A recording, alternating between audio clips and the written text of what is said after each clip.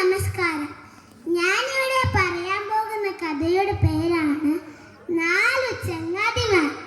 ഒരിടത്ത് മനോഹരമായ വലിയ കാടുണ്ടായിരുന്നു.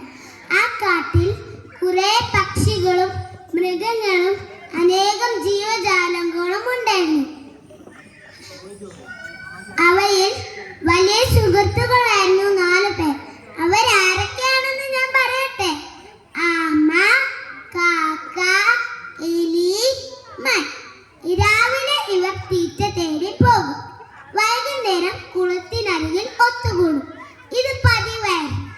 അങ്ങനെയൊക്കെ ഒരു ദിവസം മാൻ മടങ്ങിയെത്തിയില്ല. കാത്തിരുന്ന് കൂട്ടുകാർ മുഷിഞ്ഞു.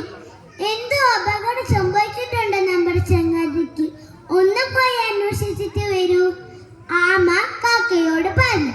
കാക്കയും എലിയും വേഗം സ്ഥലത്തെത്തി. എലി വല കടിച്ചു മുറിച്ചു. അപ്പോഴേക്കും ആമ പതുക്കെ അവിടെ എത്തി. വേട്ടക്കാരൻ അതാ എത്തുന്നു.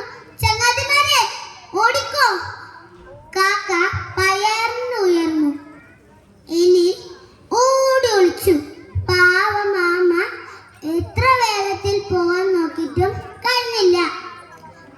കടിച്ചു മുറിക്കപ്പെട്ട വല കണ്ട് വേട്ടക്കാരന് ദേഷ്യം വന്നു.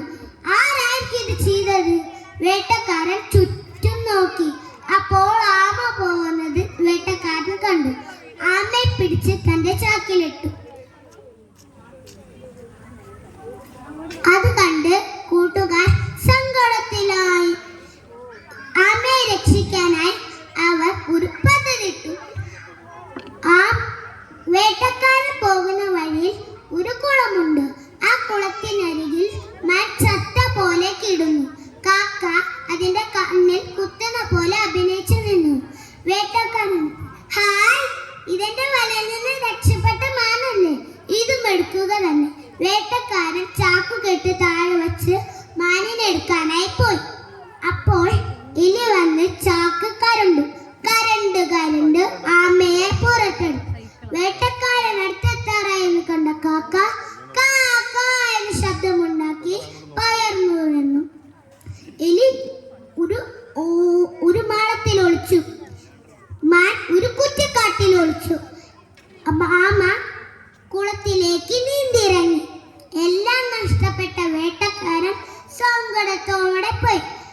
ആ സമയം സ്നേഹം നിറഞ്ഞ നാല് ചങ്ങാതിമാർ പതിവ് പോലെ സന്തോഷത്തോടെ ജീവിച്ചു.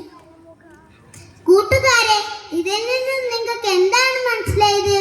ഒത്തൊരുമയോടെ നിന്നാൽ ഏത് ആപത്തും